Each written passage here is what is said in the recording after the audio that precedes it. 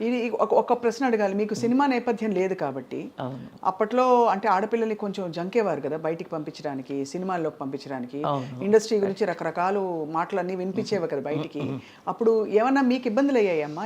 ఎప్పుడైనా అంటే ఓపెన్‌గా ఎప్పుడైనా మీరు అంటే ఇండైరెక్ట్‌గా అయినా ఇబ్బంది పడిన సందర్భాలు? ఎందుకంటే నా వరకు తెలియనే తెలీదు. మా మదరే కదా అంతా అక్కడ.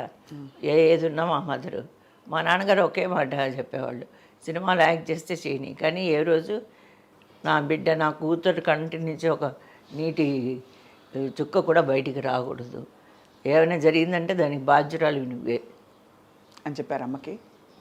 కాబట్టి మా మదరు అయితే కొంచెం తమిళ్ ఫీల్డ్‌కి వచ్చాక హీరోయిన్‌గా కొన్ని పిక్చర్లు చేస్తుండగా ఈ మరి నా వరకైతే అంటే ఒకటండి, మన మన క్యారెక్టర్‌ని బట్టి ఉంటుంది ప్రతిదీ.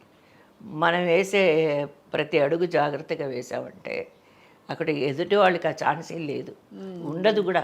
ఒకవేళ మనసులో ఉన్నా కూడా అలాగే ఉండిపోవాల్సిందే కానీ బయటికి వచ్చేంత ధైర్యం ఎవరికి లేదు.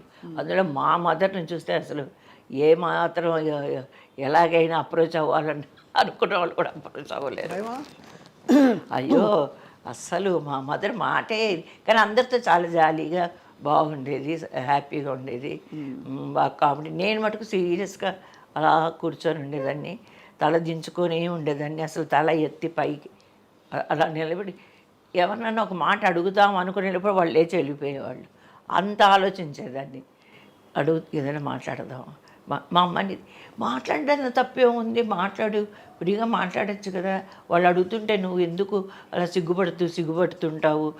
శోభన్ బాబు గారు మామూలుగానే అన్నీ అడుగుతారు. మామూలుగా ఏం చదివావు, ఏ ఊరు నుంచి వచ్చావు, ఎంత నీ వయసు అంటే నన్ను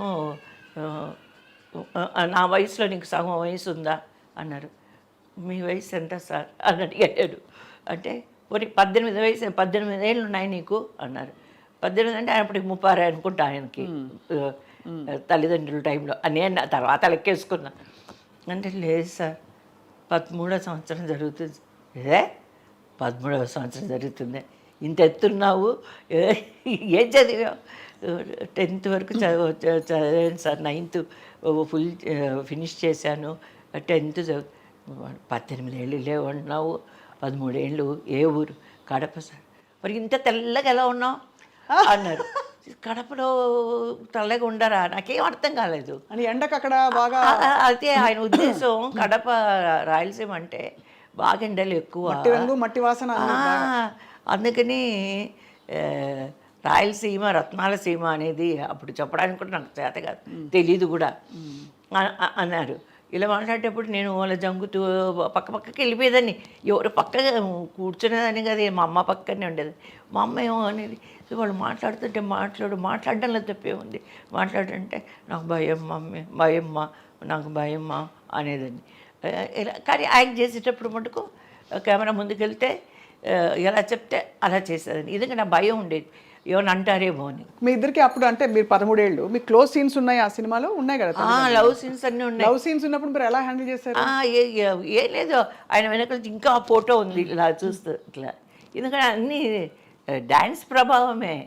ఇలా చూడడం, అలా సిగ్గుపడ్డం, ఇవన్నీ వచ్చేటివి కదా. కృష్ణ శబ్దంలో ఇలా చేస్తే భామా కలాపం అలాగా ఇవన్నీ వచ్చి డ్యాన్స్లో నేర్చుకున్న విషయాలే కాబట్టి అక్కడ ఎలా చెప్తే అక్కడ అలా డైలాగ్ చెప్పేదాన్ని, ఈ ఎక్స్ప్రెషన్ ఇవ్వంటే ఇచ్చేదాన్ని.